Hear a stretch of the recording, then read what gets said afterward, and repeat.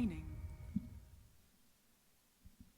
All right, welcome back. Reserve Ladies and time. gentlemen, boys and girls to the broadcast here. We got our next match now lined up. Vega Squadron going up against Team Alternate Attacks here. And this is another Radiant one-game team series. One of our final two matches here of the first round. Of course, this will be followed up by one more, so looking forward to seeing how things kind of finish up here in the single elimination best-of-1 first round. Of course, leading into a quarterfinal, where it starts to get best-of-3, but got to make it through this 10 first, and seconds remaining. definitely two solid organizations going at it, good teams. Now, I would lean 5 towards seconds Vega Squadron remaining. being the favorite in this one, but really that hasn't meant much here, as we've seen in this Reserve event. So time. who knows what's going to happen. I'm Breaky CBK, joined by Z-Rock once again. We got an Earth Spirit first pick. No Monkey King, though. Yet again, we have one more game to see if we'll see it here. But Yeah, I mean, I don't think we're going to end up seeing the Monkey King at all. And yeah, you're right. Vega definitely the more known and more than likely the better team. Before we get too far into this, I would like to point out, for anyone who was curious, the Manila Masters qualifiers are pretty much over. LGD did 2-0 or 2-1 VGG. And the only reason I find this interesting is LGD won game 2 off the back of a mid-Venom answer. And it ran train on the game. Radiant team Like, I saw thoroughly that. destroyed. I saw the stat line, I should say, after the fact. Yeah, so he just went like a carry Venomancer with like right-click build, with like a Daedalus Yep. even, and Satanic, yeah. And I can say I've done it, and I can say it does a lot of damage if you 10 can get ahead seconds early game. remaining.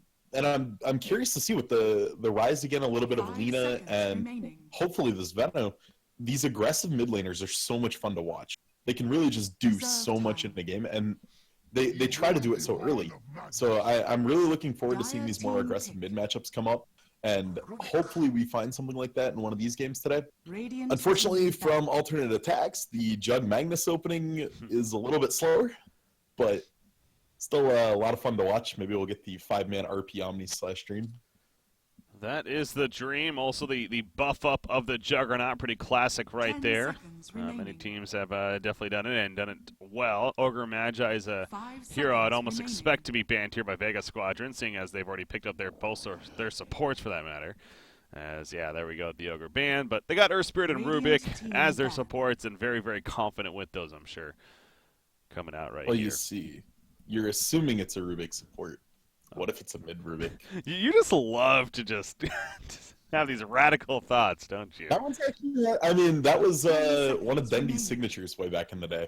Was from it Navi. really? Yeah. Mid Rubik 5 has seconds remaining. been toyed with for a long time and had a really dominant period at one point. So that one's not actually some totally off the wall meta pick. We even saw it a couple times in the NAKF qualifiers. It just didn't do enough. It didn't quite have the damage or the oomph you need out of a mid laner, but it was definitely ran. I doubt it will be, but we can all dream. It was one of the most fun times in Dota because he'd get items, he'd get an early blink, he'd get an early Ags, and those spell steals would come out so fast. Mm-hmm. Quick on your fingers. Yeah, against the Magnus here also, yeah, still at RP. Definitely something we'll look to see here from Rubik. Ends up Dire planted in team this back. case. Also, before we move too much on to the draft here, by the way, quick shout out to the sponsors of this event, Dota 2 Champions League, especially Face It. Face It, a great organization there. You can go check out tournaments that they run daily and events that they they host over there. And of course, they 10 even hosted the seconds recent GIF Open qualifiers that took place. A lot of work involved in 5 that, and seconds I think remaining. overall they did a great job with that. So faceit.com, guys, check it out. And one of the solid sponsors of this event here, the Reserve Dota 2 time. Champions League. So. And if you go play the tournaments, you get free stuff. There you go. I used to play quite a few of them, and you win face-up points if you place well in them, and then you use that to get items. They've got some of the Immortals. I picked up an Arcana from my time playing there. So definitely some fun, and you can get some rewards out of it if you do go play. When are you going to invite me to your team? I mean, that was just me with random people. Those daily tournaments, they're just a lot of fun. I would just message people on my friends list and ask who wanted to play. Yeah, So, I've someday. I've still been waiting to get that experience of like a battle cup or something like that. It would be fun to do that, but Radiant Maybe team we'll throw a team together this weekend and stream it. all right. So I got to grind my way up here. So all right, third pick though going to be coming for alternate attacks right here. The final ban on the Warlock, or the fourth ban even. Warlock coming out from Vega Squadron right there. So taking out. Vega's 10 really trying to seconds limit the team remaining. fight options.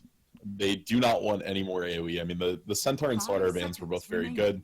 Obviously pretty standard, but the Warlock here is just one of those things that you can't take a 5v5 against Mag Jug Warlock, no matter what you pick. So, wanting to get rid of that awesome team fight potential and split the game up a little more. Spending a lot of reserve time here as alternate attacks. I mean, they were very confident with their first 2 picks. Pretty obvious stuff here, getting the synergy, but some of these bans taking place, you said they're taking away some teamfight presence, taking away more of the buff from the Ogre Magi, and kind of throwing them off a little bit, but again, you probably have to expect that. Now, Coddle is left open, and alternate attacks will be fairly happy to go with that pick instead. Of course, yeah, alternates drafting a really solid early 5-man team. The Jug and Mag, I did say, were a little bit slower, but when you pair that with a Coddle for the wave clear, you want a group, but it gives you the option to either pressure the game really early if Coddle gets an early item or 2, or stall the game out indefinitely by just constantly illuminating creep waves in your base. So I like the pick from them. I think it's very safe. I think it's very defensive until the Ags comes out on Coddle, and we'll have to see if they want to go a little greedier with him and let him get some farm. We've seen some Coddles kind of pseudo jungling once they're level 4. We saw how many times Mana Leak got ignored in the first 8 levels. Yeah. And if they go that build, they can be a little greedier and jungle some camps out for themselves, if there's any left after the empowered Juggernaut runs through the woods.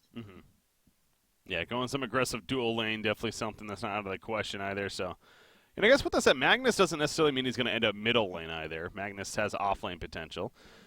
He's seen several teams do, so not giving away too much information just yet, you could argue. But Troll Warlord coming out for Vega Squadron. Huh. It's their 3rd pick. If Sniper gets picked here, I'm just going to be sad.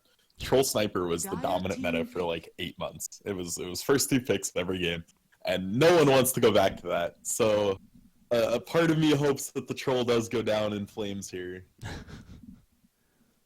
Legion Commander snap picked by alternate attacks, meanwhile. 10 seconds remaining. As their 4th option. So it's very, very good into Troll, because once you get a Blade Mail up, if you just blink dual Blade Mail, you pretty much guarantee the kill on the Troll. And then it's up to like Rubik to try to save him with telekinesis and everything. But I like the pick from him here. I think it fits the draft. It gives them some extra pick potential, which they're severely lacking, and a good 1v1 target for Troll. Clockwork. Going to be that 4th pick, and offlane potential for Vega Squadron. Meanwhile, coming out, and the Cogs, no doubt going to be an issue for heroes like a Juggernaut or even the LC. Trying to pursue. Yeah, against this many melee, Clock's always a strong pick. It just makes it very chaotic to try to take team fights if those Cogs are well placed. 10 seconds remaining. So Vega does need to find more damage. 5 seconds. They're very, very lacking in the damage department right now. I would assume that's going to be a carry Troll, meaning they need a mid laner. I would hate to see something like a Queen of Pain. Even the Lina could come out here and be a fairly good pick. And if you're alternate attacks, you need some CC. All you have is RP and duel. So they're going to be looking for a stun. Again, the Earthshaker could come out, or the Sand King, depending on which direction they'd like to go. But I think either of those would be very strong for them. 5 seconds Okay, remaining. we'll see what option they choose to go with here. As far as the bans, though, first, I mean, I'm going to say they're using all their reserve time. Yeah, I mean, there's the Sand King, man. That I think was definitely one of the 2 premium picks here. So, good call out from alternate attacks, and we'll have to see if Vega believes in my thought here. I don't know. This is just weird. I like alternate attacks draft if they get ahead, but if they're behind, that lineup is gonna struggle. Like, LC can do nothing if she does fall behind. If she doesn't get to blink Blade Mail fairly quickly, you lose off on those early duels, and then it just becomes a struggle to take team fights. I'm trying to think if there's a pick that alternate attacks could aggro Triline with. If they could go Jug Coddle something into the aggro and let Legion 1v on the Clockwork. Because if you can make Earth Spirit stay in lane, it knocks out a lot of what Earth Spirit wants to do. If he can't go run around in mid at level 2 and try to get some ganks off, severely limits that hero as a whole. Sounds like a Vengeful Spirit here for alternate attacks, maybe as a support option. Could be decent. Swaps good against Cogs. And the Sun's pretty low range. That'd be your biggest struggle. I could see something maybe like a Lion or maybe even a Venno. But yeah, no, I don't think... wow. Okay, so the Storm Spirit from Vega it does fit the bill of giving them more damage. It lets them scale indefinitely into the late game, basically. I like the pickup a lot, and the Silencer almost seems like a knee-jerk pick. Like, they saw the Storm, hey, Silencer's good against him, and then they just grabbed it. I don't feel like it fits their draft very well. It kind of feels shoehorned in. It also means, part of me wants to say they're lacking CC. Now, from their supports, they're lacking crowd control, that's for sure, with the Coddle and the Silencer. But they still have a little bit of CC, of course. But not really. Yeah, no, it's all on long cooldowns. LC's a single target. And yeah. To be honest, against the pro team, if you hit more than a 2 or 3 man RP, someone messed up. Yeah. So I really give the edge on draft here to Vega. I think the draft is very balanced. I think it has the damage potential. It's got the crowd control. It's all in all pretty good. The troll's kind of odd, but in reality, their draft looks insanely good compared to this alternate attacks lineup. It's going to be a very aggressive early game. Without the lockdown, now, of course, against the Storm Spirit, a Silencer is going to be good for lockdown, so sure they don't have stuns, but the Silence itself is going to be a solid tool. But yeah, lacking the stuns is a little concerning. And also, going back to that final pick, too, the snap pick of the Silencers we're mentioning, in reaction even.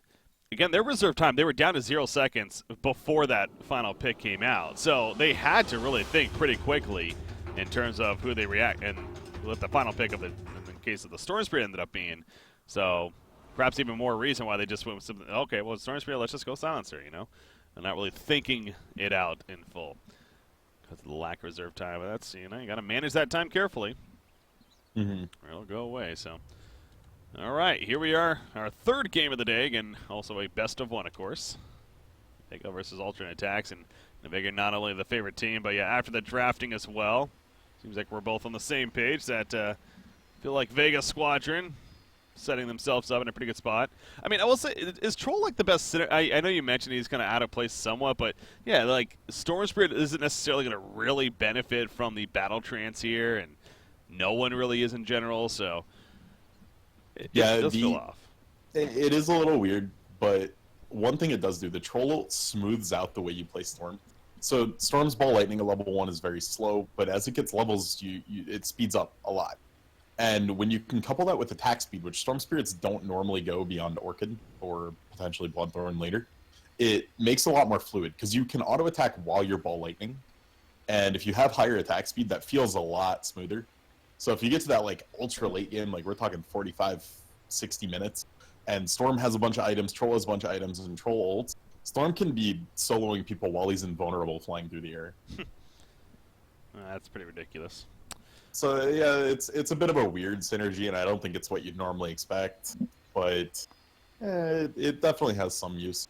A lot of their draft is going to hinge on this clockwork, and a lot of what alternate attacks is going to do is going to be needing to shut that down. If clock takes a while to get 6, alternate attacks maybe snowballs a lane somehow, then there's a small chance they could just run train on this game. You get an early blink on mag, your Jug gets an item or 2, and you just snowball every tower in the game. But they can't fall behind. If you fall behind with no stuns, you really can't win the game. Yeah. That's what you need to turn it around, and that's severely lacking for alternate attacks. Yeah, and they're trying to go with this idea of buffing up the Juggernaut. You got the press the attack from LC, the Empower, of course, from Magnus, Coddle even with the relocate, I guess you can, or recall even, you can technically say his assistance there. So really kind of all in on building up this Juggernaut, but yeah, getting to that point and lacking the crowd control, the heavy crowd control is going to be the concern, no doubt. But if they manage to, a Juggernaut gets some good farm, we've seen several times before, like I said, that this can actually get out of hand. So Vega Squadron needs to win the early game, it feels like, and they definitely are set up to do comfortably.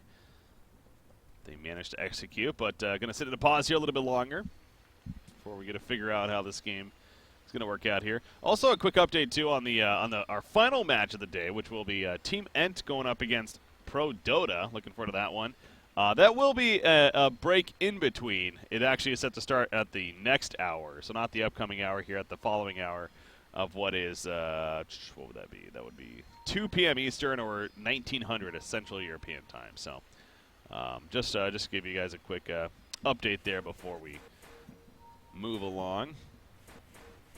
But after that match, we'll know our quarterfinals, and obviously the quarterfinals shaping up again. Maybe not as expected, but should turn out to be an interesting follow-up to the event. Ultimately, a $5,000 prize pool here in the Dota 2 Champions League. Single elimination. Man, the little spider courier's so cute for Dire. Oh, Like, click on the first-person creepy. perspective of this thing. You say cute, I say creepy, man. It's so smiley. The eyes are all smiley. Got the googly eyes. It's adorable. Yeah. Radiant just has a donkey. That's boring. It really is. Good old default courier. I've never noticed couriers are level 0. Oh, yeah, it is, isn't it? All right. And has 1 attack. 1 damage. Does it actually do damage? It says it does. I don't think you can attack with him, can you? I don't think you can, but now I really want to know. Like, it says it has Like, 600 attack range, 1 damage. I'm fairly certain if you click on a unit with a courier, it says it can't attack. Yeah. It's probably perma disarmed. But yeah, that would be pretty funny. We need a highlight reel of a courier killing somebody if it does work that way. Oh, by the way, I believe I'm being told that are you muted in game? I am. All right. Should I change that? Yes. Sorry, with the setup that I have, it's just for me. So Perfect. I believe it is. Let me double check that. Yeah, it should just be. I me. fixed it. So Alright. we're in good shape. We're good. Fixing with the pause here. Yeah, I'm kind of looking at these quarterfinal matchups now. And it's like, part of me is like, yeah, it's going to be great. You know, we had a couple of good matchups definitely set to take place, but here we are with we got Cloud9 versus Cerberus. A little bit of surprise there. We got Going In. We defeated Friends, of course, the returning champions. They're going up against Zoken Gaming, who took NLG yesterday. So now we have Team Spirit versus Earthworld Flame. These are turning out to be some interesting best-of-3 matchups here in the quarterfinals. Definitely unexpected again. Yeah, it's going to be interesting seeing some of these teams that took, potentially the bigger upset win with a BO1, and seeing how they do into a full best-of-3 series. But I have a feeling some of these semifinal matches could look like a first-round match once they're in BO3 format, but we'll have to see. Yeah, obviously best-of-3 does change quite a bit. I mean, you get the less chance to get quote-unquote cheesed, or if you play poorly, you kind of make the adjustments. Obviously, the more experienced teams usually better at adjusting with strategy, kind of making that work. But again, we are still best-of-1 here, just to reiterate. So alternate attacks versus Vega Squadron. Only one of these teams moving on, and the other will be ending the road here right up the first round. Yeah, we'll see if Vega commits to the ping. The first ping out of Rubik was dead on where the ward was placed. They saw the Coddle walking back in with the ward that Rubik ended up placing, and kind of had an idea of where that obs ward is. So we'll see if Vega manages to hit the sentry here. Rubik pinged it twice, so can he find it? 30 seconds to battle. He does. In range. Got it. Something will take it out there quickly. I'm surprised he used a tango. I was actually going to bring that up. Yeah, it's like, that seems unnecessary. It is. I mean, I don't have logic for it. If you thought there were more Dire heroes there to look like occasionally a team will throw down a counter sentry and like tango your sentry first. But they have vision. They have that deep ward place, so. And because of the D-ward, Coddle, like, the mind games on wards are so cool. Coddle saw it got D-warded, so he knew they had vision of him somewhere walking back, and takes one of the 2 guessing points and doesn't connect with it. But yeah, good attempt. Rubik is coming to the bottom lane down here. He's going to end up with the Troll Warlord. Going aggressive with the Earth Spirit, so the aggressive tri-lane happening from Vega Squadron. It's interesting. I think this is a reaction to the Coddle being top, but this tri-lane does no damage for the first few levels, like, at all. So we'll have to see what they do with this here. Barrel rolls ready to go. There is a port coming in from Coddle now, as soon as they realize what's going on. In fact, Seaman the Slayer will need to be a little bit careful. Last word applied. Having to keep his distance right here, but let the spam begin. As far as the damage output, yeah, you see Rubik's the one that has to play defensive now, so the quick adjustment is sending Coddle to the bottom lane, and it seems that could throw off Vega Squadron now quite a bit. far as what they want to do. Very, very odd choice to go full aggro tri-lane. I don't really agree with this, and it's going to pressure Vega a lot more than they needed to be. They're going to go in right here on a Coddle. He is fast, but slow initially with the barrel roll. A couple of auto attacks later. Yes, they get it off. Seam of the Slayer slaying the Coddle right there. Taking the first blood as a result. So much for lacking the damage they catch Coddle, but I think that also kind of goes back to the other side of, again, the lack of crowd control. Yeah, Coddle was just in a weird spot there. You have Illuminated. It has this huge range. You don't need to be face-checking a Rubik. Yeah, just bizarre play from him there. And the first blood going to Earth Spirit's pretty big, because that's Boots and an Orb of Venom now. He's now a severe roaming threat already 2 minutes into this game. Silencer. Some damage right there. That's a kill. No, it's not. Okay. Oh, he's going to make it to the shrine. Okay. God. So, Curse of the Silent, the Q from Silencer, the Arcane Curse, sorry, does not tick while you're silenced. So once that last word popped, it stalled the damage just long enough for the Rubik to make it to the shrine. Like, mechanics, just odd interactions here being the difference maker in that kill. Able to live. Now, Kakor here, he's dealing with Earth Spirit now. He doesn't want to have to use the shrine if he doesn't have to, of course, so they are going to end up popping it with Magnus also coming over, and Sima, he'll port away back to base. And kick in. Good call on the port out. That's a DD Coddle. It's kind of scary. Yeah, that could have been dangerous right there, but ports back, full life, full mana. He's going to head back towards the bottom lane. And again, forcing kind of a shrine use right there. As far as earlier on, so still a victory on top of that first blood. And yeah, with those boots, he's able to get back here fairly quickly.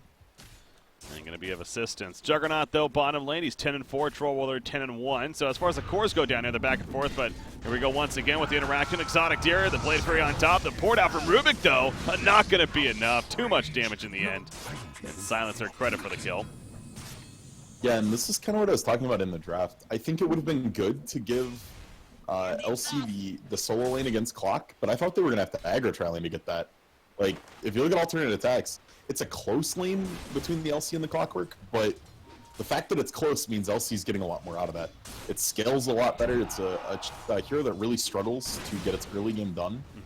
And being donated these free levels like this is actually huge. It's giving alternate attacks a little bit of hope that I didn't think they were going to have. Oh, yeah, Juggernaut, Exotic Deer, he's feeling pretty comfortable about the last hits in here at the bottom lane. Arcane's Curse applied to Earth Spirit. Last word up as well. Look at that burst damage coming out. Here's going to start ticking again. Another auto attack, and that should do it. Earth Spirit will get caught here by the support. So, lacking the crowd control, but they do have a lot of damage. Silencer really showing that he actually deals quite a bit in the early game. Yeah, Vega needs to drop this aggro try. It is not working how they need it to work. And just, they need to fall back and play safe. Troll is so much better once he gets an item or two. And he's going to struggle to get there in an aggro try. So what is an exotic deer? Is that like a unicorn? Sure. Or is it like a reindeer? Yeah. Yeah. That makes more sense. Although reindeers are realistic, one's fictional. Yeah. So I don't know. Maybe that's what he's going for, but perhaps a fan of Rudolph. Could just name himself that, I guess. But top lane, they're going for the kill here. No level 6 Clockwork though. Battery saw level 3, but he can't get close enough to Nisha. Here comes a barrel roll. It will connect, but now there's a lot of creeps nearby, so not going to be the most effective. And Nisha is able to walk it off. Yeah, unfortunate for Mag that he wasn't just able to get close enough. Yeah, if Meg held the battery assault until the roll came in, it might have been a kill. But instead it ticks out a little early, and LC will walk away and use the shrine. Pops that shrine, back to full life, full mana. And once again, heading back into the top lane to continue that very good farm as you're talking about earlier. Middle matchup, been basically 1 versus 1 here, Supreme versus G. And we got 30-4 Magnus, 34-11 Storm Spirit though. So Storm Spirit definitely having the better here in this matchup. But Magnus, he's keeping up. He's not like he's doing horrendous here. Yeah, it's a winning lane for Storm. After about level 3, he can start to pressure the Magnus out. Oh, pushback here on Anisha at the top lane into the battery assault. At least that was the idea, but it doesn't really connect, so. Alright, Nisha obviously plays this hero. Understanding the limits a little bit. and he realized he could just turn a man fight there, giving him a hugely profitable trade against your Spirit. Being told I it's really like his. Sorry? What's that? I was going to say, I'm being told it's pronounced Sayoma, apparently, not Sima. That sounds weird to me. So many Russians in that weird Sayoma the Slayer? God, Sima just sounds cooler. Sounds it's like John Cena. Yeah. Yeah. Dun, yeah. dun, dun, dun. Yeah. Yeah, Oh, actually, no. what was that about? How's Kacker going down in middle lane? So much for not Yeah, it paying looks like attention. Storm hit level 6, and little help from your Spirit, managing to close out another kill. But yeah, LC you're talking about, he's obviously very comfortable up here. Yeah, he is, and I like the build choice. Not going press the attack early game. There's very little for him to purge off in laning stage, and by going this build, it allows you to pressure. You can actually do a ton of damage with overwhelming odds. Saw the turn potential there. He's level 6, has a duel ready to go, so feeling pretty good. Power and treads picked up, and him to go with that poor man shield. See what kind of priority he makes here. Of course, Blink Dagger. Going to be a fantastic tool on him to go with the Blade Mail. Seems like pretty typical stuff. Blade Mail would be the most standard. I could see an armlet. He missed the hook shot in the face. He somehow whiffed it. Now the cog's going out. The boulder smash on through. And there's that battery assault doing work. So Nisha may end up falling right here. He's hitting his ground. They'll go for the turn kill. That's what we're talking about. He activates the duel. He gets the turn kill. The Eliminate coming through. Will connect for some damage at least. LC does go down. Silencer picked up at the bottom lane. Meanwhile, Stormspear's now here. An exotic deer on Juggernaut. He's on the run. Troll Roller trying to help dive, but they don't want to go all the way. The Healing Ward doing plenty. They're going to keep him alive. But how about that turn kill by LC? It was so close. One auto either way was the difference maker there. Clock didn't quite have the attack speed, opting for the Tranquils instead of either phase boots or treads. And wow. I mean, very, very well done from LC to know the limits and snag an early duel in a situation he probably shouldn't have. Yeah. Get some charges there, if anything. So, obviously still killing him good, but the fact he's able to get that duel victory. It's beneficial. Storm Spirit. Interested to see what direction Storm Spirit goes here. It looks like he is going to be going at least the early Soul Ring. Tend to believe perhaps the earlier on Bloodstone here. What we should expect to see, you think? I would imagine so. I don't really like that build that much, and I think that's part of why Storm fell out of favor. Bloodstone got nerfed pretty handily multiple times, and in reality, it's just not the early game pop it used to have. So we've seen a lot of people, maybe he'll go Soul Ring into Orchid first, but usually you see treads with that, not Arcane Boots. So yeah, we'll have to see. But picking up the Cobble underneath the T1 tower down bottom. Yeah, they find him in the trees over there, and obviously Earth Spirit able to dive in pretty effectively. Has the follow up there, so Cottle by himself. Not going to live through that one. Clockwork has a hook shot ready to go. Just staring at Deer. Juggernaut, yeah, in the area. That's a level 6 Jug with Omni Slash and Empower. So definitely scared to go on that if you don't have the support from the team. But this is the problem they're running into with not having these stuns. The dives are very, very easy for Vega to make. The Storm can just commit on whoever he wants, and so can Earth Spirit, because there's no counterplay without a stun. Yeah. Top lane Troll Roller going at it with the Legion Commander. Is this a fight he's going to win? I was going to say. I have to be a little bit careful about that, but no backup nearby. It won't be as soon as Legion spends some of this gold. Armlet in the quick buy, that was the other option I said that the Legion could go. If the Legion grabs that Helm of Iron Will, definitely wins every trade against such a troll. Yeah, pulling up this much gold this early on, unless you're getting something like a Blink Dagger, of course, feels a little odd always, because yeah, you're missing out on those earlier stats. That can be the big difference maker when it comes to last hitting and the earlier team fights. So, especially when you can purchase the item from the side shop. I'm always a little curious when you see them pulling up gold like this. But Nisha, confident that he's just going to be able to buy it here in the near future. Well, and you may not know yet. He may still be debating between Armlet and Blink. That's fair. Like, he finally commits to the Helm of Iron Will. But there was a small chance they wanted to see how the lane went a little bit, make sure he could get to Armlet safely. And he's going to get gone on here. There's 3 rotating in the top. There we go. Going to get the tool off maybe to go for a turn kill again. He's going to be lifted up. They're not giving him much of a chance. Pops out the overwhelming odds. He's going to go for the run, actually. He does have stick charges right here. He could definitely go for a turn, including with some support coming in. In fact, he doesn't even need to. He just runs, and he'll live, actually. Yeah, very value buy from that Helm. that was more than likely the difference maker. It gave him a lot more sustainability than he would have had. And what do you know, his Shrine's up again. Yeah. Doesn't even have to go home.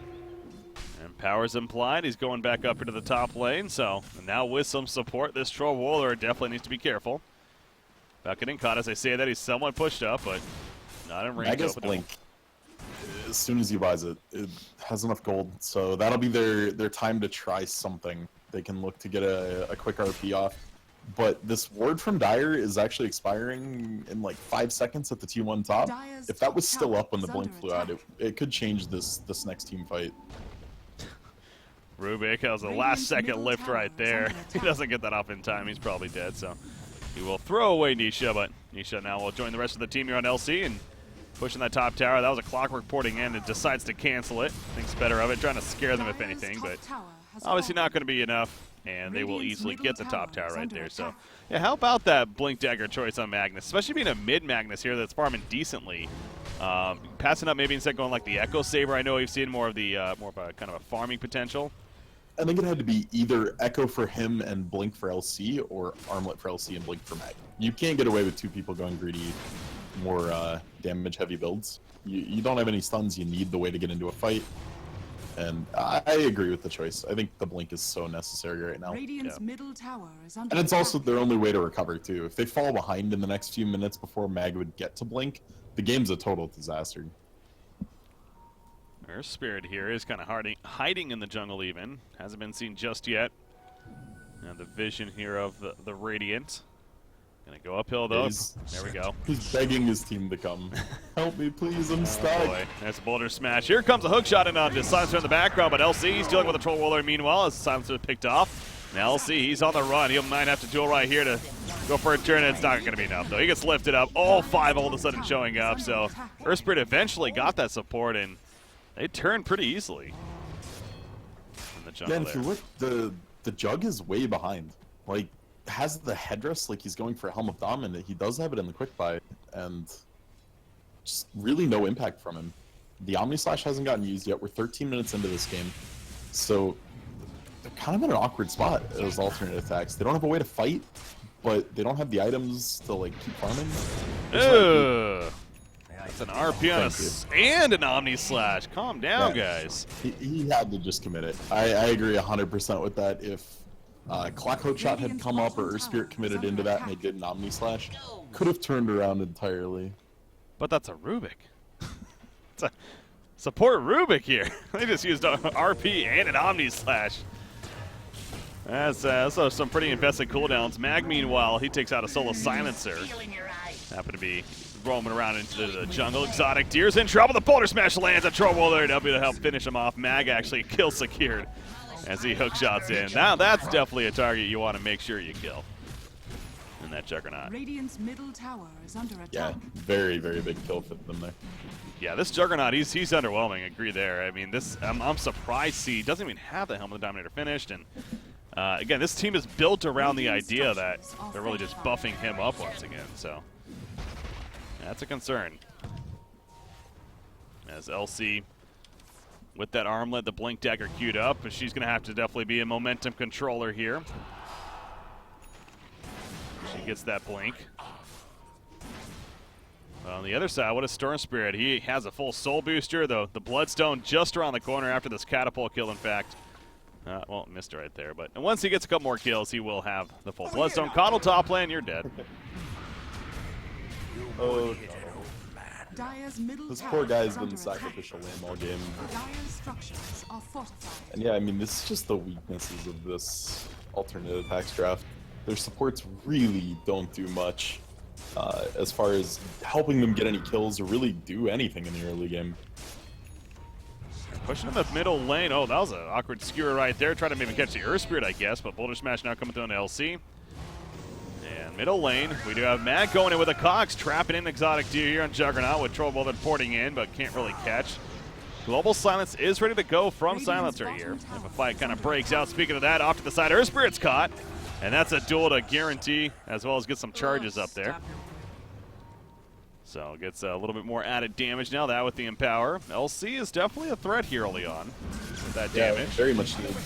This is where it gets bad. Yeah, Storm just died. They're jumping in, diving big time. The Cogs going up, but now Clockwork by himself. The Omni Slash bouncing onto him. He will go down. As a result, it's a nice turn right there. The Global Silence, of course, causing issue. The chase onto Seneko. He's too going to be taken out by that Shockwave. Storm Spirit, he'll go right on through with that ball lightning. But damage done by alternate went on attacks. 3 different targets there. One went on Silencer, one went on Jug, Dire's one went on middle tower is under Legion. attack. That was huge miscommunication. And now Attacks picks up a tower they Dire's probably middle didn't have any tower right to has get. fallen. That gets LC the blink. And now the team gets a little scarier. Like, huge misplay from Vega there, and good capitalization with the Global Silence. Nice timing on it. Yeah. Oh, he's going to be a massive threat, especially against like somebody like a Storm Spirit, of course. So that's going to be kind of the tool that alternate attacks has to really come back in. A bit of wombo combo, that with an RP being lined up. Storm did offer the Bloodstone, has it done, so the 12 charges are there. It was not up before that fight, however, so he didn't get any of the extra charges, but we'll have that online for the moment. So he needs to be very careful to not go into anything he could die on. This LC is really good at just stutter stepping and avoiding these hook shots. As I say that, though, he's still probably going to fall, but he's putting a lot of time. Pressing attack comes out. He's putting the auto attacks in. He finally will fall. TP coming in from Exotic Gear there on the Juggernaut. Was a little long, though. Meanwhile, Skewer back on a Rubik. So at least they get something out of it. Interesting fight from both teams there. But, yeah, that LC took forever to kill. Way too long. And if Attacks was in a little better position to counterplay on that, could have been another disaster for Vega. So what about Troll Warlord? He has a Saint Yasha now. This is a hero, I feel like, the idea of it with that Battle Trance especially. You want to be pushing objectives, pushing towers early on in the game. They only have 1 tower kill at 18 minutes. Is that a concern? I don't think so. Their lineup scales very well into the late game, and Radiant's top once tower Storm is gets under enough attack. items, he's borderline unkillable in this game. So I don't think they're really in a hurry. Trolls, generally his 4 main items are going to be Radiant's Sanchin middle Yasha, tower Shadow is Blade, under Scotty, attack. BKB. So he has a long ways to go. Wow, the rule here, though. And it's not going to be enough damage, though. In fact, with Earth Spirit nearby, they're going to go for a turn kill. And now Legion Commander regretting this decision. Where's the support, man? God, he's surviving once again forever. Finally skewered with the RP. The auto attacks, the shockwave, everything being used, but it's not enough. The Global Silence comes out right after the boulder smash away, though. And Earth Spirit, he's going at it with Magnus. Finally will get picked up. And now Rubik is kind of zoning them out. He's going to go for the TP. And he will be successful with that. Why did Earth Spirit just give his life there? I don't know. Yeah, he could have kept running. I think he really just wanted to make sure to distract for Troll, if anything, prevent the Blink Dagger, perhaps, but... Radiant's Yeah, top tower a bit is under bizarre, attack. but LC lived so long, and the supports, and I mean, in this case, the supports didn't even come. The Meg came, but it was a little too late, and geez, this just seems so clunky and sloppy from both teams. Yeah. After seeing last game, which was honestly a very clean game from EWF, Yeah. this is painful. just gonna get out there with it. This is tough. Now there's definitely been some sloppy play, and yeah, the communication clearly not on point right there. So I hope it kind of cleans up. And speaking of that, again, and the duel's gonna be activated on Rubik right here, as he was simply trying to counterward, skewer in the background onto Max. So with Rubik dead, there's the hook shot on the face trying to stall them. He does have Cogs coming up that will block them out, and then the background, no, he's just gonna keep on running actually, as his teammates are in split pushing instead elsewhere. So. Again, 5 heroes to kill Rubik. Yeah, and that Clockwork was dead if Jug just Omni Slashed. He decided to spin instead and try to save the cooldown. Missed out on the kill on Clock, and Clockwork Cogs take 2 hits for the enemy to destroy, but only 1 for Clock. So when he got the separation there with the Cogs, he just popped his own faster and ran away on the opposite side. So Radiant's nice top little play tower from him there is to under be attack. heads up and get out. But have you seen him use the schools yet? Have you seen the frozen effect on Yules? Yeah, I have seen a Yules, yeah, where it's all like shiny and frost coming out, yeah. It reminds me of Breath of the Wild with the cryogen power, where it just makes the pillar of ice. Yeah. Wait, Breath of the Wild, is that the Zelda game? Yeah. Storm Spirit, by the way, he's gonna get caught by the LC right here. Is he dead though? Oh my god, Okay. he is, yeah. That was, Silencer's Silencer, E, actually. just barely finishing him off there. Yeah, last word helping to secure it, so a nice find there on a Storm Radiant's middle Spirit. tower is under attack. But, yeah, I'm trying to think, actually. I have been playing a bit of the game recently. the freezing pillar that you can make in water. Oh, yeah. Okay, yeah, it does, yeah. It looks like that when he's up in midair. But hey, Roshan being started here. This is the key benefit to a troll in your draft. You can just go do Rosh as soon as troll 6. At any point on, you can basically solo it. So, gonna take a free Roshan here, and it's gonna be totally uncontested by alternate attacks. They're gonna get a T1 in trade though, it looks like. So at least they're getting something out of it. Yeah, not just sitting around waiting to maybe try to prevent the Roshan. Instead, as mentioned, getting them to tier 1. Now tier 2 being heavily pushed in their favor. But again, with the troll on the other side, it's going to be a quick tower kill as well. Storm needed that Aegis really badly though. He actually already died that one time from Silencer and bottom. So his Bloodstone's at 9 charges already. Yeah. This collapse could be really... Oh, this really could be good for another Vega. kill. The RP, the Global Sun's on top of that, but if it kills Storm Spirit, definitely worth it. It will. However, that wasn't Aegis, remember now. Omni Slash in the backup, asking a lot on Aditya Ra, playing that Troll Warlord, so he will barely survive as he limps away. But now back here, Storm Spirit's online. He takes out Coddle, trying to chase down the Troll. Not going to happen, though. Winner, as Rubik goes down with the duel. Victory for LC, but that magnetizes to him plenty of spread damage. And now we have Verse Spirit trying to run and survive as long as possible. It's not going to be much longer, though. Mac throws himself in the air with the Eels. But he goes down right as he comes down to the ground with that shockwave, and number-wise, looks like alternate attacks wins that fight. And now they're pushing bottom, especially with the Aegis kill on top of that. This is gonna be the tier 3 tower. Okay, they're not gonna commit on this. So this is the problem with going Bloodstone first on Storm. If he had gone an Orchid or something else, he would have committed all in there. Definitely gotten 1 kill and possibly 2. Instead, he had to back as soon as his mana pool was gone because the risk of dying with a Bloodstone is way too big.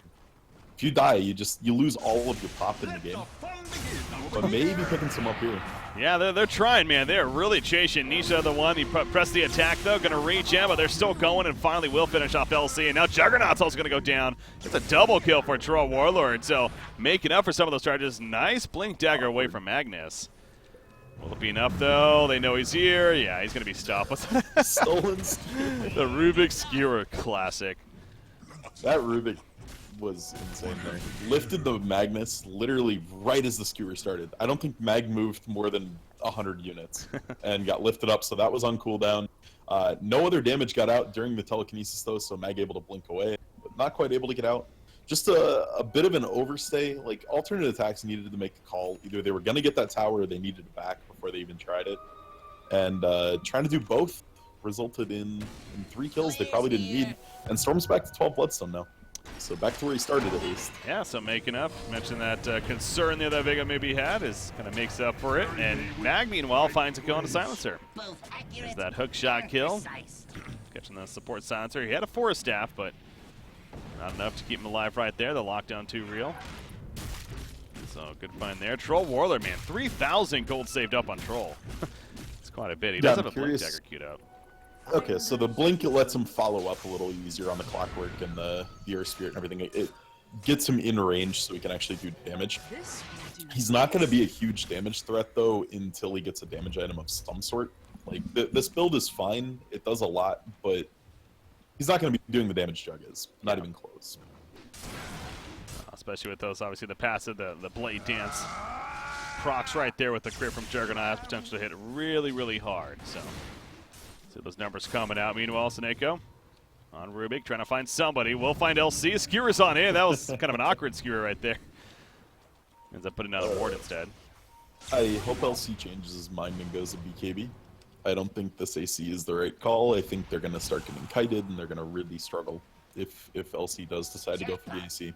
So we'll have to see, but I think that's way too greedy and way too like me-oriented versus playing for the team. Because if you look at all the CC on Vega's side, none of it goes through BKB except Troll bashing you in the face over and over. So I really think he needs the BKB or he's never going to secure a dual win in the mid to late game. Yeah, what about lack of Blade Mail, too? You're talking about the potential of that, how that could have been good, but is it because he went Armlet maybe as like instead that item over? Okay. Yeah, and he opts to go for neither, just wanting to prove me wrong or whatever, and decides to go Heaven's Halberd. I like this a lot, knowing Troll's not going BKB, because you can disarm fights, but I just don't see duels being that effective without the BKB. Yeah. Heaven's Halberd. Now, there's I casted a little bit of those Manila Masters recently. We saw it actually in a couple of games there being picked up. So an item that's been getting constantly buffed and buffed, it feels like. And starting to see a little bit of attention as of late, but I mentioned LC getting that here with that evasion and the disarm effect. He's going to be brought back in by Coddle. Oh, he popped the press of the attack, but a nice boulder smash done.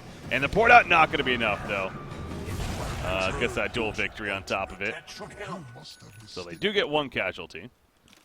And they still have most of their key ults up, so they can still look to take a fight as alternate attacks here. Probably going to look to pressure a tier 2, I would say.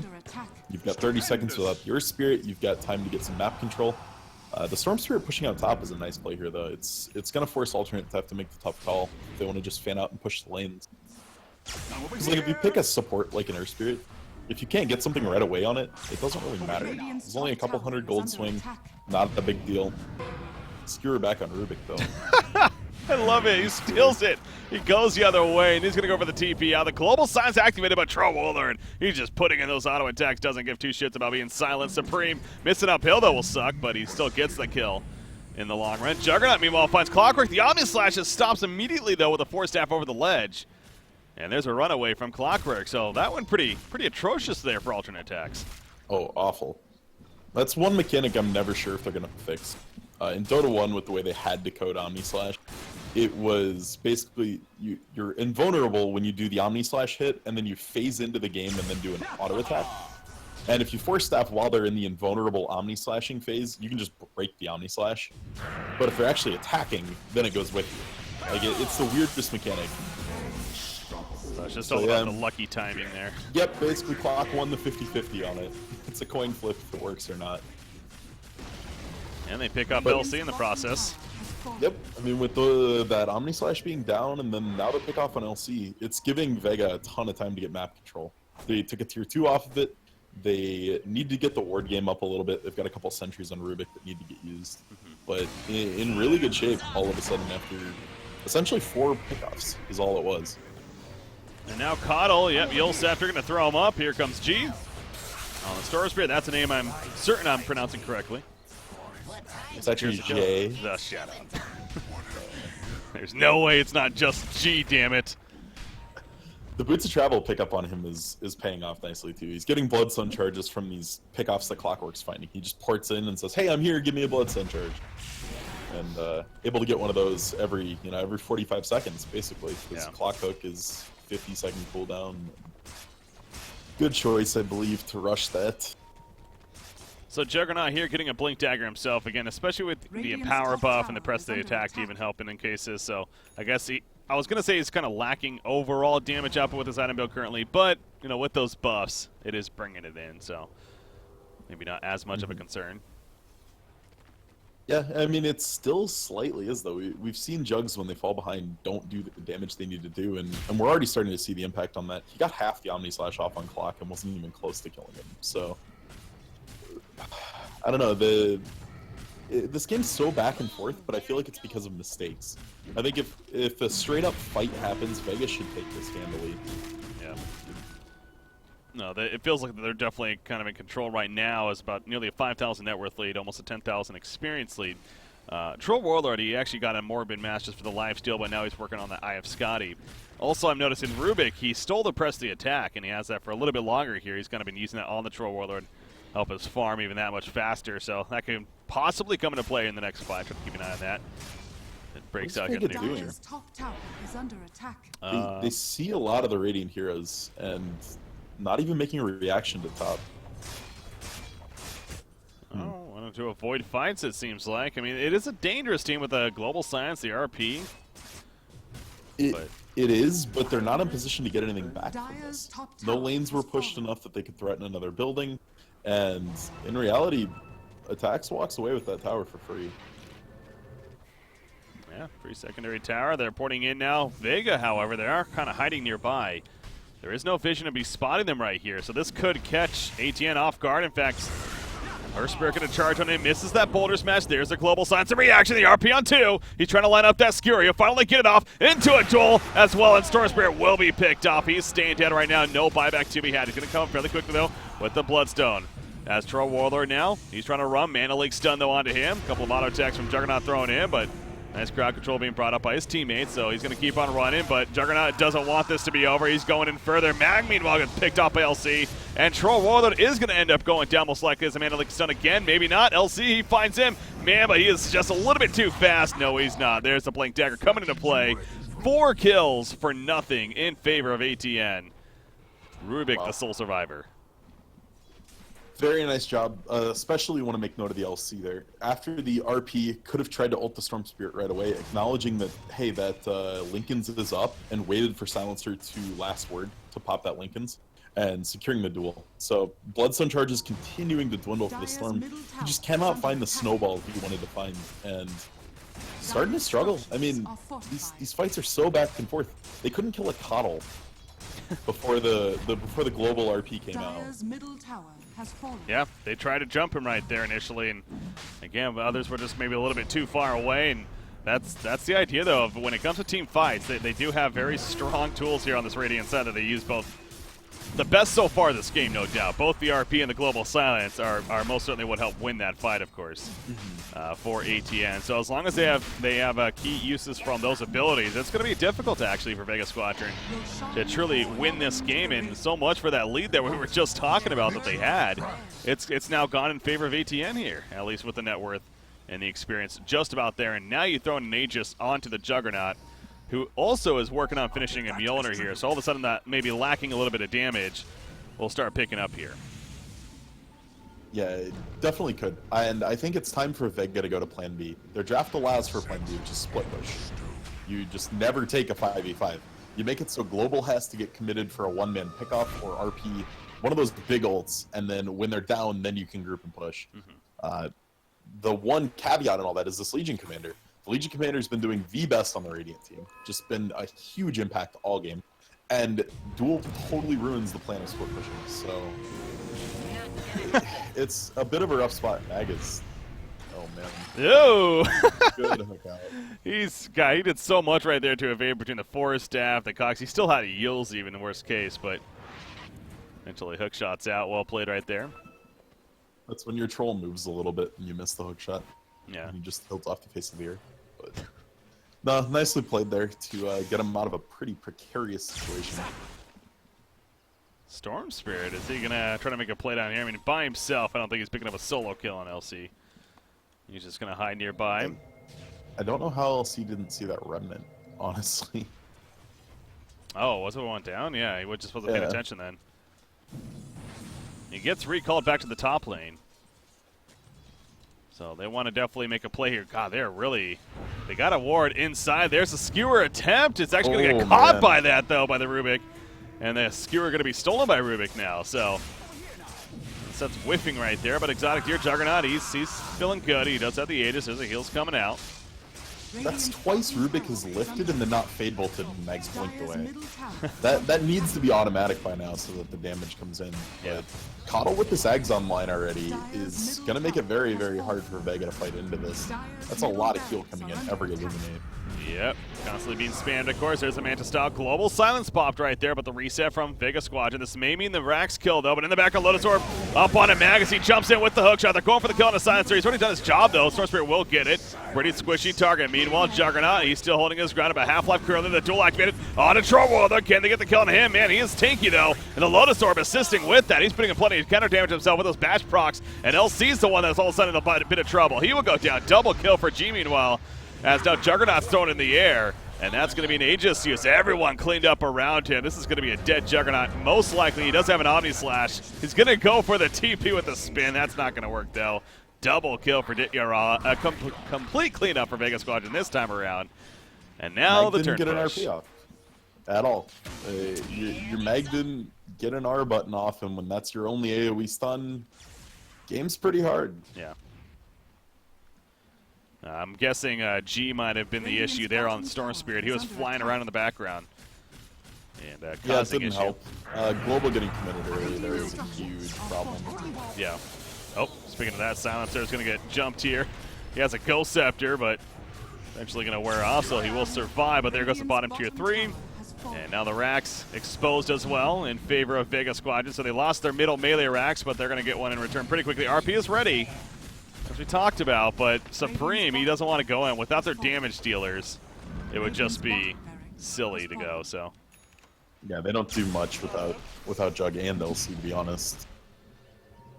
Juggernaut's banking 5,000 gold. Oh, wow. That needs to change. Yeah. I feel like we see this a lot in a lot of the games we cast, where players hold on to so much gold, and then a fight gets won or lost by one or two minor things. And if they'd had the item or spent some of that gold, it could be different. It's one thing to do that if you're getting pushed in, and again, you really want buyback especially. It's like, okay, but if you're pushing a base like that, yeah, there's no excuse why he shouldn't have at least had the Maelstrom. Which now he's kind of changing his mind completely, as he's instead buying a butterfly here. So. Yeah, and he could have just as easily had the Eagle Horn bow, the agility part of that butterfly, True. and still had buyback. And just opting not to do that. And I don't think it would have changed that fight. I mean, Mag didn't press R. That's pretty much all that came down to. But the gem, Maybe a gem on Storm is a little sketchy for him. Gotta be careful with that Shadow Blade. Storm, of course, does have the Orchid now, and the Bloodthorn being queued up. We're fighting on, I mean, Ro16's not up for a while, so this is kind of crazy that we're fighting on Ro16 right now, but the skewer backwards. RP still ready to be go. Global Science coming out, but Troll Warlord dealing with the Magnus back here. The Global Science are not really making the most effect out of it, though, as the Omni Slash was used by Troll Warlord. Look at this, Magnus sitting on top of him in the background, but Troll will blink away. Silencer's in trouble. Almost going to get picked off right here, and down he goes. And the Omni Slash stolen, by the way, by Rubik. That could come into play. LC, he's locking down with the Mag. Meanwhile, Lotus Orb goes off, though. LC going to end up falling. Double kill for G coming out. And with LC and Silencer dead, they did lose Clockwork, but again, kind of just a funky fight overall there. Yeah, two teams. A lot of this goes into what G itemized. He went super, super defensive. BKB Bloodstone Lincolns is his first 3 real items. That's an extremely defensive build, and when you have enough health and survivability to wait the global out, where if global comes, you just walk backwards and then take the fight after it's done, the lack of stuns is punishing. And this is where we're seeing it. The global's getting less and less use the later this game goes, because they don't have a good way to say, this is when we fight. The skewer was beautiful there. Supreme ended up getting a Force Staff through the Earth Spirit, skewered back through the clock and Earth, and then they couldn't get anything out of it. Everyone's just getting a little too tanky, a little too difficult to kill, and without any real stuns, it's a struggle. Like, yeah. if you understand you're already past this point, Jug needed a Basher. Well, Jug trying to deal with the Rubik right here. Gets a big crit off at the end. Will get the kill. Obviously, Coddle picked off as well, though. Now Supreme is dealing with issues. He used a skewer already, but that auto attacks Troll Warlord with that Eye of Scotty, just doing way too much slow. Eventually going to kill him. Juggernaut, the same story. He just cannot kite away. He's going to go down. No buyback. Magnus, no buyback. Triple kill for Ditya. They got involved in the fight right there. You know what? Magnus, he's been sitting on this RP in these last couple of fights. That's got to be an issue. I mean, the fact that he hasn't been able to get off an RP here. There isn't one to get off, though. They're never in more than 1 or 2 as Vega. They're playing their position very well now. They tightened up from the early game, and it's showing here. It's really paying off for them. Mag hasn't found anything better than a 1 or 2 man RP. Yeah. And that lead back in their favor, and back by a lot. In fact, 10,000 net worth now, upwards of 15,000 experience lead. They're going to start doing more objectives here as the top shrine is going to be destroyed, and that Roshan, not up just yet again, but coming up in the near future. Bloodthorn on Storm Spirit coming along too. And Troll, I wonder what he's going to be getting. Another 3,300 gold saved up. I mean, he's sitting on that Morbid Mask. So, yeah, I guess I couldn't really go Satanic here, so. Oh, why? Or can he? Oh, yeah, wait. No. Can he? I guess he can't, because Eye Scotty isn't an attack modifier. Never mind. I thought it would. Yeah, he could. I don't hate it. I think it's fine. I think he may end up selling it and going Butterfly, but we'll have to see. Both would be just fine. He may also want to just go Boots Travel. Like, when you get to this stage in the game, after the TP scroll cooldown nerf, and Boots of Travel just honestly being a solid item that I think's been underbought for a while, then, you know, maybe he wants the map movement a little bit. But yeah, G's huge. This is where G just takes over the game. He almost got punished for that Bloodstun. He died very early on in it, and struggled for a little bit, and then as soon as that Aegis came through, just all of a sudden ran train on this game. Yeah, changed everything. LC will find another kill though with the duel, and I mean he has 102 charges up, so he is hitting very hard now with the Empower, but not really enough of a threat at this point. I mentioned the AC, a little curious there. That's what he does end up getting here to go with the Heaven's Halberd. Gonna need some big plays though, as I mean racks wise it is even, of course, as the middle was taken out again on the side of Vega Squadron. But you mentioned the Storm Spirit really getting crazy. He is level 25, the 10% spell amplification as a result, and he's going for the solo kill to LC, but that's not the solo kill target though. Bloodthorn recently picked up for him. It's a way for Storm to kind of test the waters, I guess. Didn't get punished for that there. But this LC is really struggling in finding the need for the BKB. It's been in the quick buy for quite a while now, and I think regretting that Heaven's Halberd purchase. It's always amusing seeing a Troll Warlord just go full throttle with the battle trance and the attack speed on a Ro16. Not going to kill it though. He's a little scared.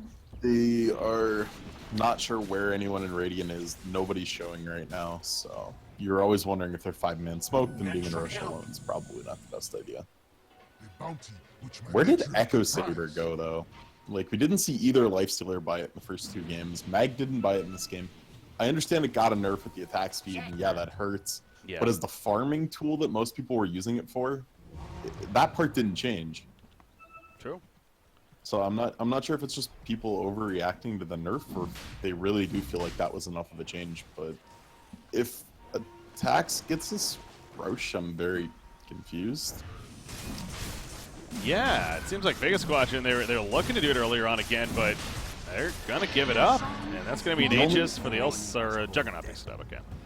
The only reason I can see to give that up is because to take that fight, you'd have to be in a position to get RP'd, and they maybe just don't want to give attacks the chance.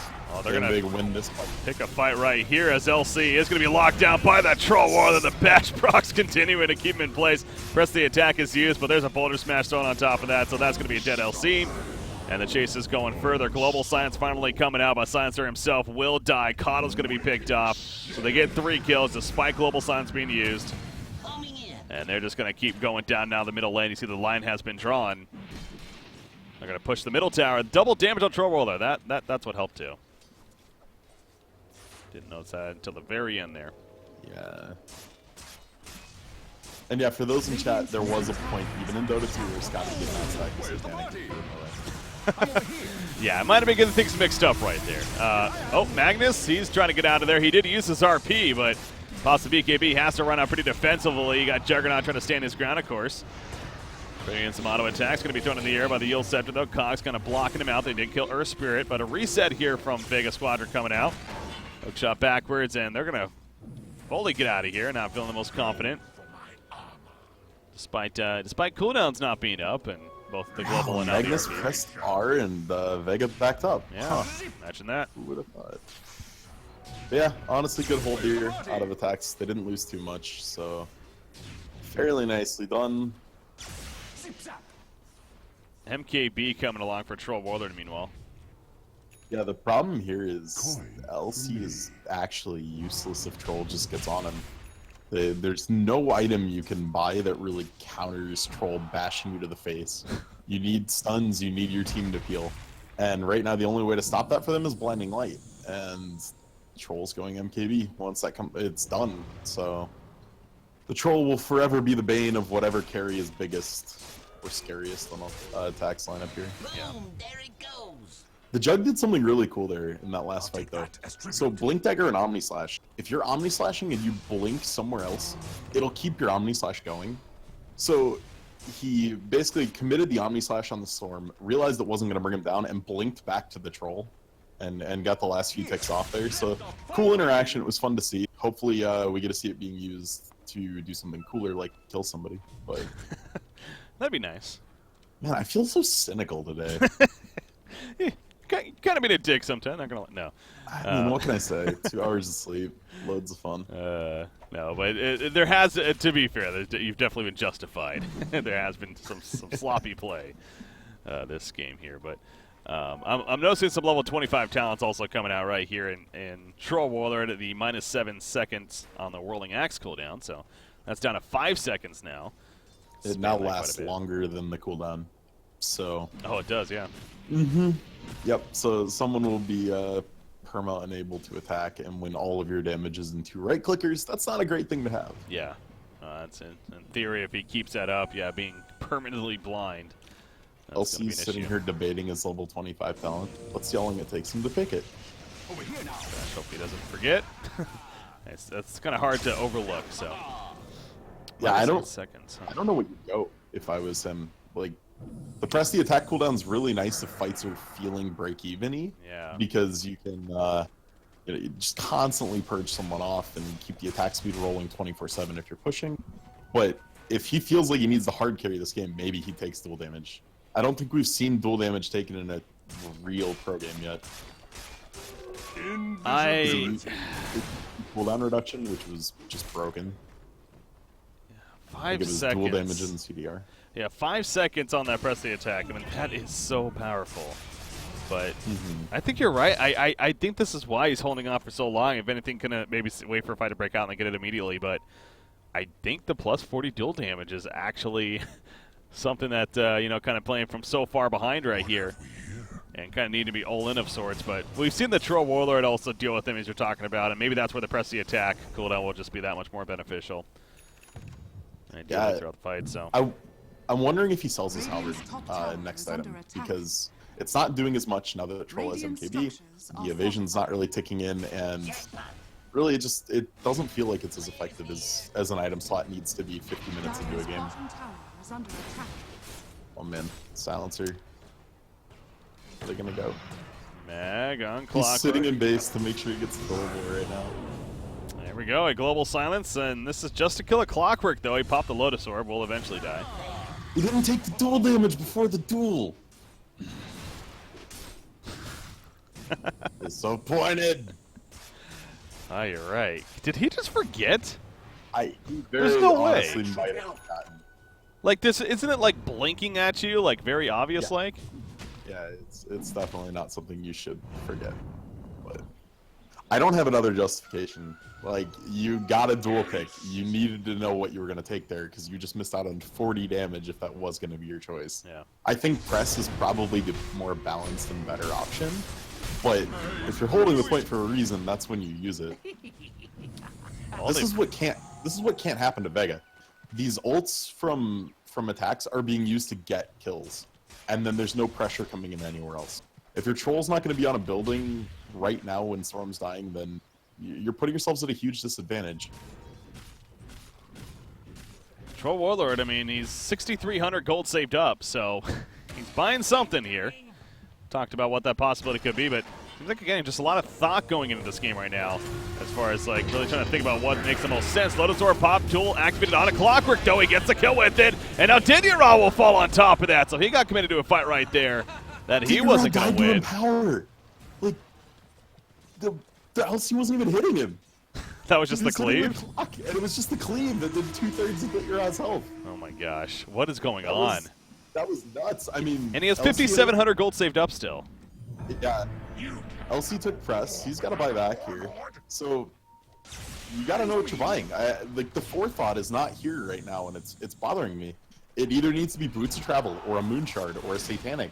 Like, you got to buy something, or sell it off and start going Butterfly. Sell the Morbid.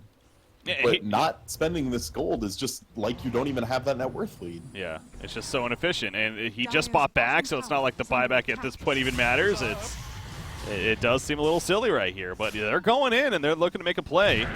They're going to jump on him. Magnus going to the airhead. RP coming up in a couple of seconds, but obviously couldn't get up. The global silence activated, 4 staff away. Silencer not going to be able to escape, though. The Eel Scepter in the air, and that's going to be the beginning of the end for him. Meanwhile, Chase is on over here. No, that's actually running or porting out.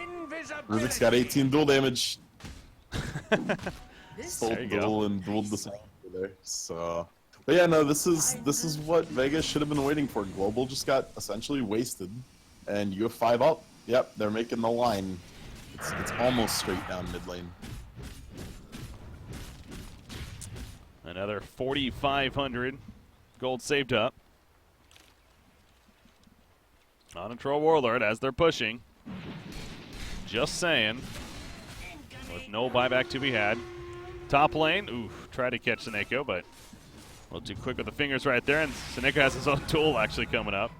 Never mind, he'll still press the attack, so. Has that now. Okay, I was always wondering about this. Talents do not apply to stolen Rubik spells. Radiant's middle Oh, tower yeah, that's is actually under a good point. Huh. I'd be curious there. Radiant's So, yeah, middle it's confirmed right tower there. has Yeah, it is fallen. 13 seconds, isn't it? Okay. Okay, so Jug finally picked up the Abyssal. Huge item for him. They needed the extra lockdown. It lets him duel the troll a lot better. So they actually have a reasonable amount of lockdown for a late game team fight now. I wouldn't hate to see the LC sell the halberd for an Abyssal himself. Like, you really desperately need the lockdown. It opens up pick potential then without having to use RP, which is massive. But it is looking like he's going to go a Blade Mail. I'm not sure what he's going to sell for a 2,200 gold item. But Boots, obviously. yeah, man. Who needs boots? Look at those He's power not even grips. carrying a TP scroll right now. At least Troll has one in his backpack. Jug isn't either. Like, if Vega would realize this, they could be splitting right now, and nothing that attacks could do. Oh, they jump on the Troll Warlord. He's at half life already. He's going to die with no buyback. Lotus Orb comes up at the last second, but he does fall. RP in the background as they lock down Storm Spirit. If they kill him too, they will. He does have a buyback, but with Storm Spirit dead, he's definitely going to need to use it right here. The chase continues. Alternate attacks on the verge. Skewer is going to miss right there, unfortunately, as they try to catch Clockwork. And meanwhile, Earth Spirit, he'll play distraction as he's going elsewhere. But they're not going to fall for it. They're going to instead push the top lane in and go onto the tower. But again, Troll's dead for 90 seconds right now. But there's no ults for alternate attacks right now. They have no way to take this fight other than just straight right clicking them. That's scary. Duel's coming up in a couple of seconds, to be fair. So Storm Spirit needs to be very careful about that. There's a lockdown to Mag. Puts the cogs up, almost driving himself in. Pops the Ghost Scepter. He will survive, but barely. There's the Shrine Pop, but down goes the top racks for alternate attack, so they do benefit. Vega's not doing damage. They realize they actually can't take this fight.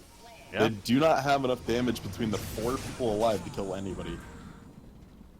And they're just going to walk to the bottom lane, and yeah, they have to do something, or else they're just going to give up Mega Creeps right here, because Troll's dead for 50 seconds. He ain't coming back. Storm Spirit flying in the background, trying to make a play back there, but meanwhile, Duel's activated. They catch Earth Spirit.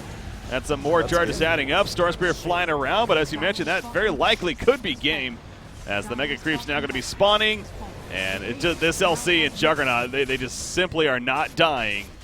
And G just trying to do what he can, but by himself being the big damage dealer right now, it's not nearly enough. He's going to chase after Magnus. Can't even kill him. We'll pop yet another Shrine. So the last-ditch effort here to hold with the Mega Creeps now spawn. Still 20 more seconds to respawn for Troll Warlord. Clockwork's going to be picked up. LC, he's being kited somewhat by Storm Spirit. Well, Storm Spirit's out of mana now. And if they kill Storm Spirit, it absolutely is game if it wasn't already. And there we go. No buyback. Alternate attacks. What is up with this event, man? It's just upset after upset here. I mean, the last upset I felt like EWF turned that. It was a very, very clean game out of them. They played their draft better. They just took their advantages where they could. This game was throw after throw from Vega. In that mid game, they just dove way too often into bad spots. This was almost painful to see, especially from a team that we've seen do well in the past. That they've done big things, and this was just sloppy. I mean, nothing about this game was clean from them at all. Alternate attacks definitely deserving credit, but it would be silly to suggest that it was just all 100% of them due to great plays. No doubt was some moments there for Vega Squadron that were questionable, and they ultimately come out on the losing end. And again, especially in a best of one,